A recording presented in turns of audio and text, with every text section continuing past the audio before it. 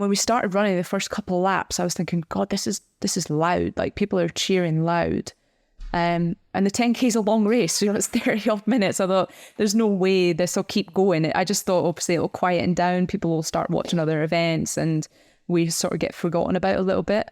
But that just did not happen. Every lap was getting louder and louder and louder. And anytime, obviously I led a lot of the race, but anytime I went back to the front or sort of pushed on the pace a little bit, there was an even bigger roar all the time.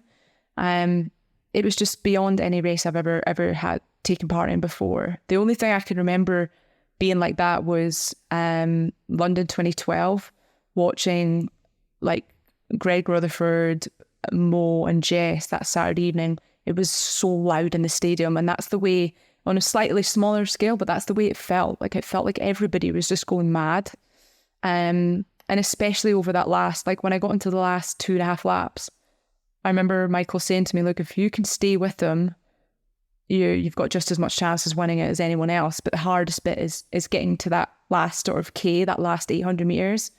And I remember getting there, and obviously I was tired, but the noise of the crowd was just so loud that I almost forgot how tired I was. I just felt like I was strong. That's the only way I can explain it. And certainly the last 150, it was like something takes over you. I had this buzz going right the way through my fingertips, all the way up my arms. They felt like they were vibrating almost.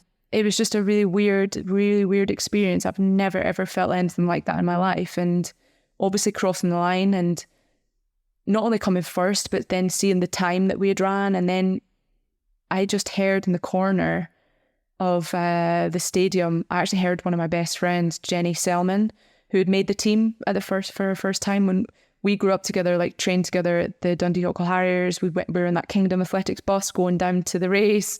We lived together at university, and then she had made her first Commonwealth Games team at the age of 30. And so it was a big moment for her, but I could just hear her screaming my name. And out of all the people in the stadium, I just heard Jenny's voice.